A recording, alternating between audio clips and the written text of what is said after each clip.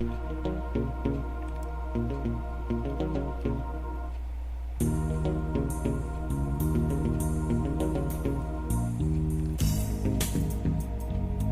folks, and welcome to another edition of the Dr. Mark Foster Show. This is Mark. The last few days, I've gone back to a website that I have not visited in a fair amount of time called Wrong Planet. It is a website that focuses upon people with autism spectrum disorders. In the last month, the American Psychiatric Association released the 5th edition of its Diagnostic and Statistical Manual, commonly known as the DSM. And they basically completely changed, in many respects, the diagnosis of autism. So, what I wanted to do is to reflect a bit on the history of the autism diagnosis. My concern is that there are a lot of autistics alive today.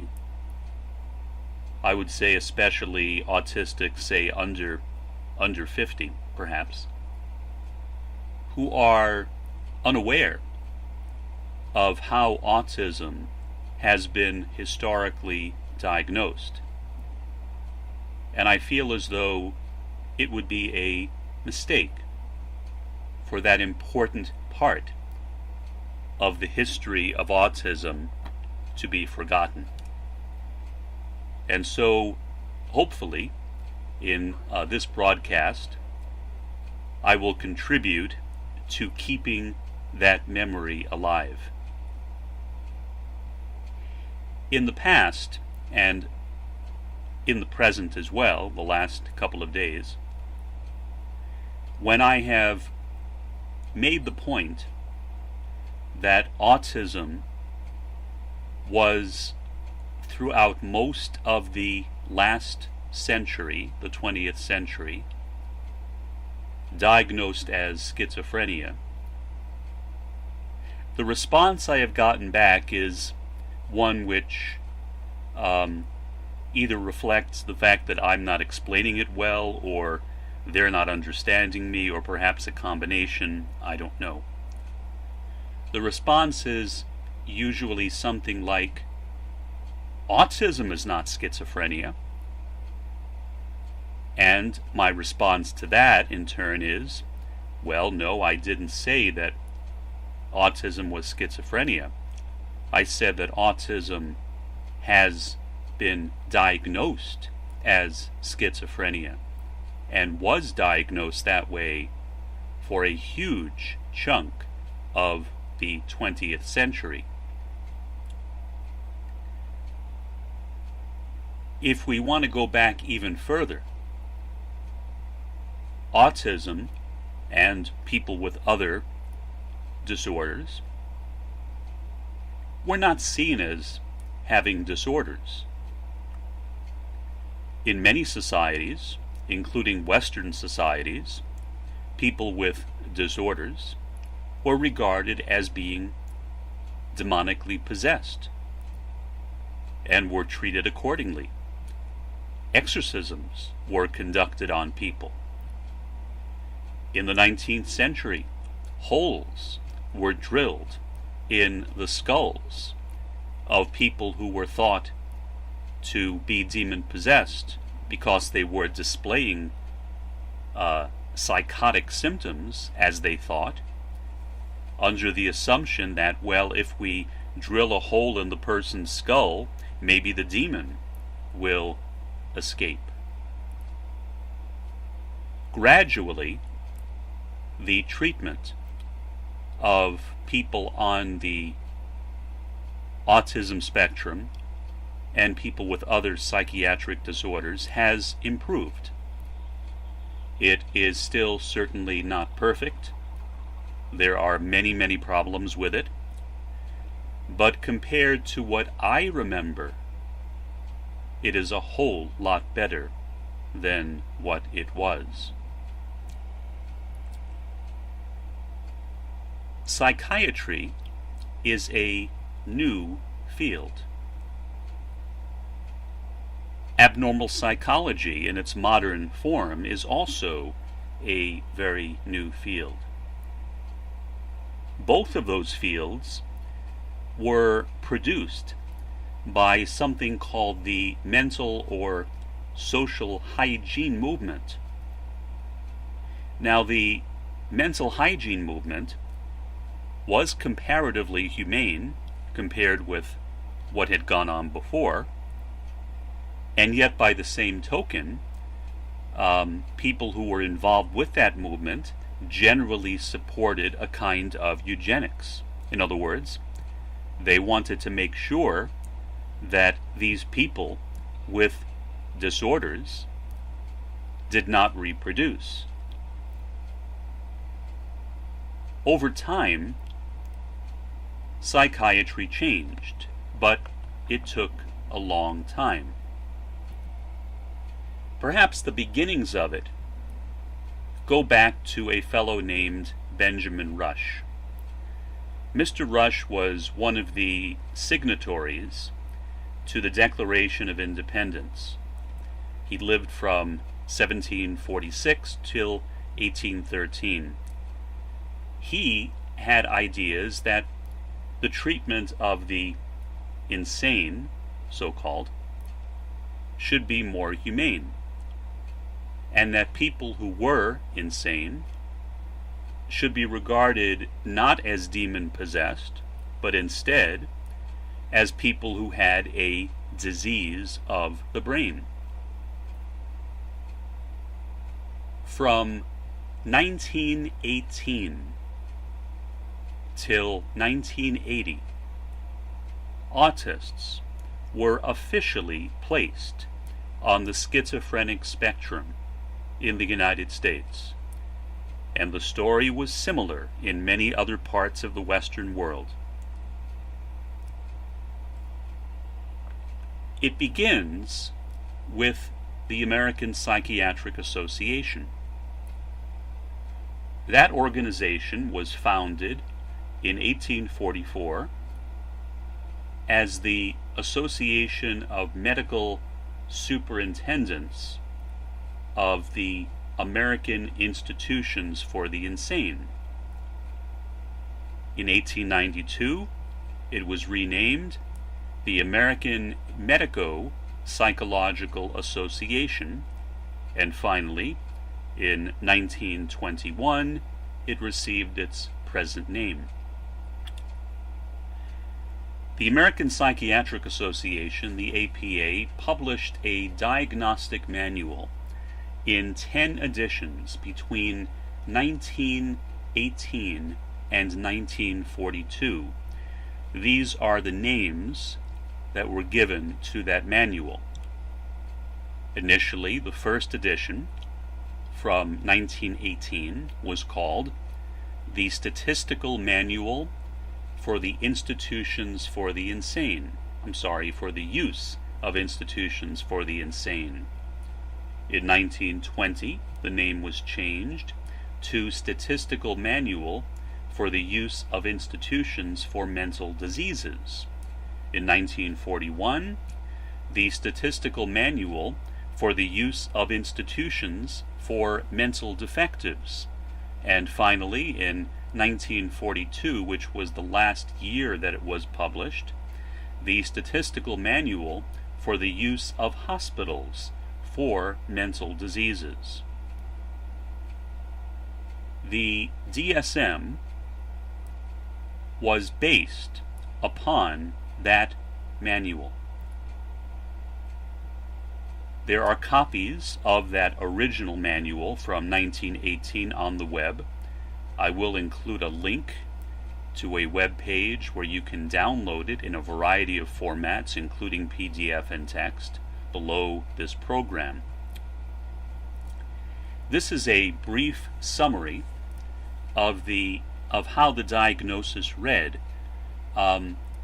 First, before schizophrenia was called schizophrenia, it was called dementia praecox, which translates from the Latin as premature madness, or madness premature.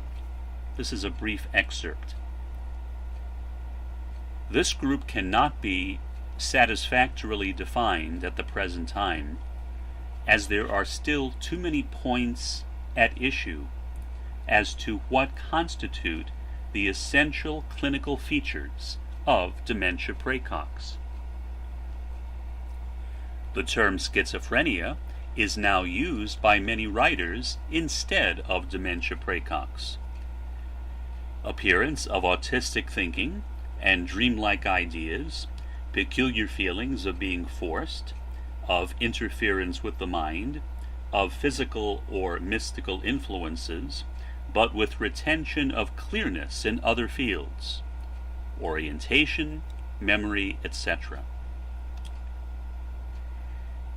So originally, schizophrenia was called premature madness. In fact, for many years, the terms dementia praecox and schizophrenia were used interchangeably.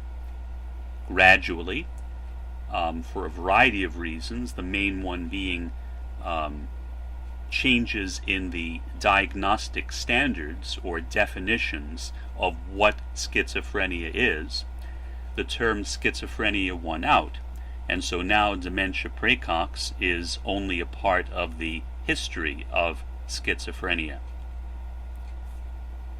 The Diagnostic and Statistical Manual of the American Psychiatric Association has gone through a series of editions, beginning in 1952. What I'm going to do is to read you a brief excerpt from one of my books in which I discuss my own diagnosis in light of the DSM. I was diagnosed under the original edition of the DSM in 1952. My diagnosis was around 1962 or so. I don't know the exact year, but approximately 1962.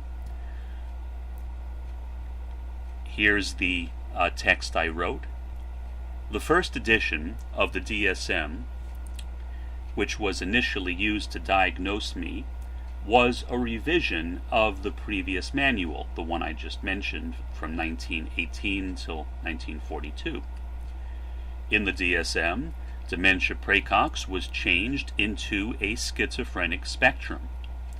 Autistic children could be diagnosed with either schizophrenic reaction childhood type, which was my original diagnosis, or schizoid personality. Adults could be diagnosed with either schizophrenic reaction paranoid type or also schizoid personality. In the DSM-2, there were a few changes. Main thing is that schizophrenic reaction childhood type was changed to schizophrenia childhood type, and schizophrenic reaction paranoid type was changed to schizophrenia paranoid type. Schizoid personality remained as it was. That was published in 1968. Then the Dsm-3. This is from 1980. 1980 represented a sea change in the way in which psychiatric disorders were diagnosed for a variety of reasons. One was that the psychodynamic or psychoanalytic model, the Freudian model, which had long dominated psychiatric diagnosis in the United States and in much of the world, was beginning to lose some of its influence, and newer approaches, especially behavioral approaches, were beginning to assert their influence. And the Dsm-3 from 1980 reflected that. Schizophrenia was divided in the Dsm-3 into multiple types. I'll read you what I wrote here. My guess is I would have had childhood onset pervasive developmental disorder, schizoid disorder of childhood or adolescence, which was not regarded as a category of autism, is also, I suppose, a possibility. However, I was not diagnosed with schizoid personality under the DSM-1 and 2. Infantile autism, which is also a category of autism in the DSM-3, appears a bit too extreme. But I think that most likely childhood onset pervasive developmental disorder in the DSM-3. Next, the DSM-3R, R standing for revised, published 4 years later in 1984. There were significant changes to the autism diagnosis in the DSM-3R. I'll read what I wrote. My diagnosis might have been either autistic disorder or pervasive developmental disorder not otherwise specified, abbreviated as PDD-NOS. The DSM-3R eliminated schizoid disorder of childhood or adolescence. Its symptoms were reinterpreted as indistinguishable from a pervasive developmental disorder.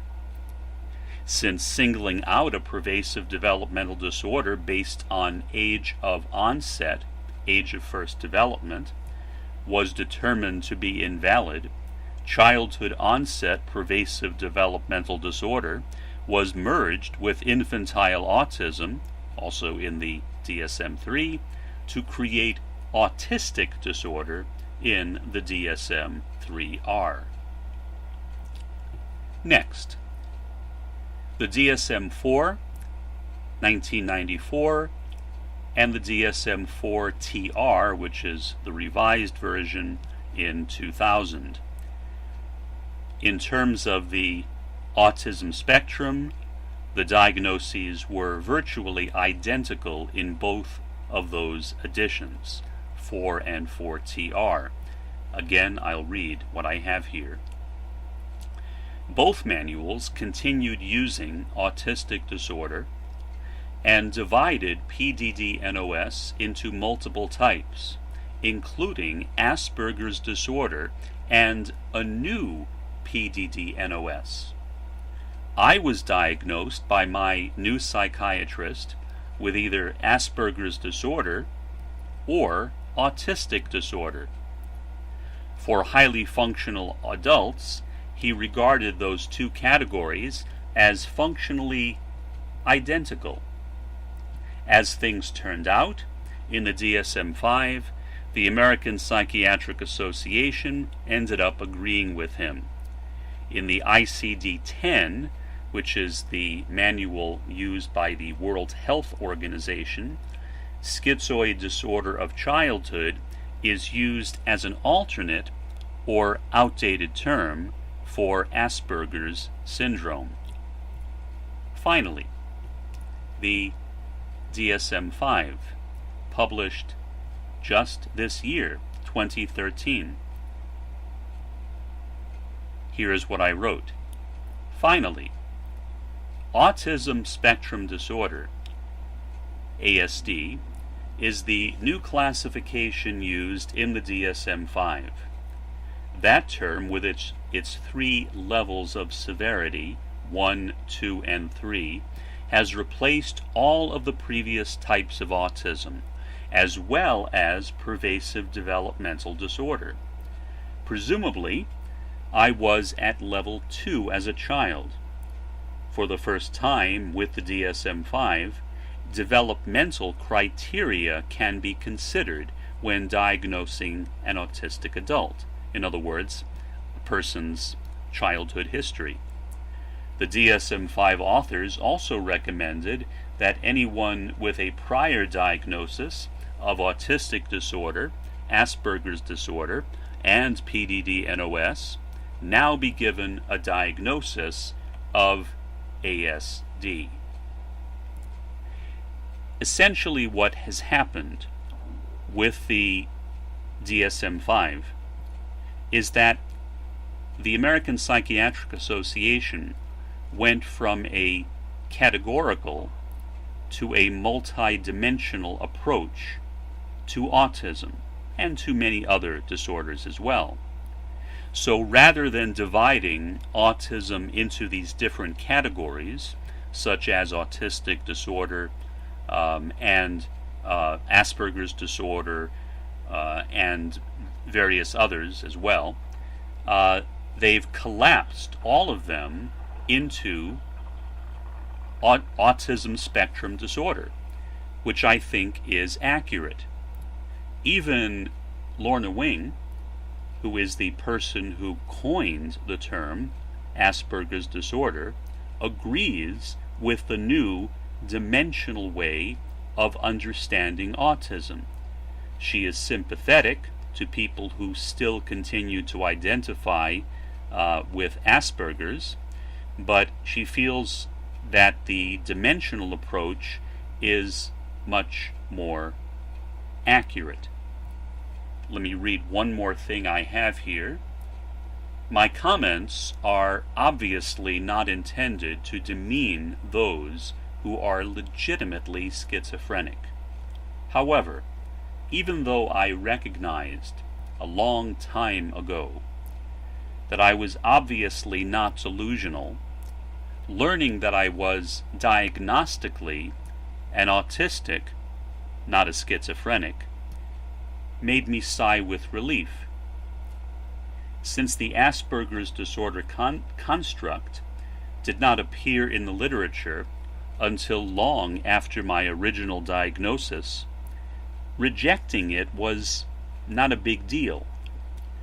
I also did not care to be identified with people who believed that somehow Aspies, a nickname for people with Asperger's syndrome, were superior to Auties, or autistics.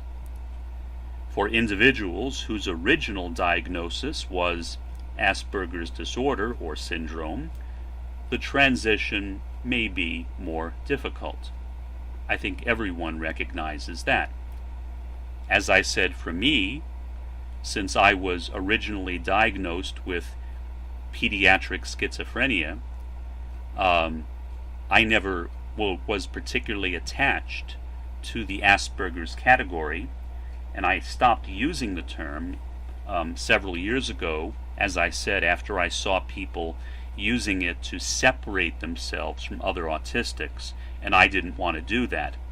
Plus, my psychiatrist said that I had either autistic disorder or Asperger's disorder, that he did not make a distinction in high-functioning adults.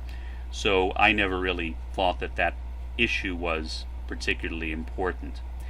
In any event, where we are today in 2013 with our understandings of the autism spectrum is much, much different from where we were when I was that little 6-year-old child back in 1962, when I was placed on antipsychotic drugs, when at 11 years old I was given a battery of electroconvulsive therapies or shock treatments where they connect wires to your head and run electricity through your brain.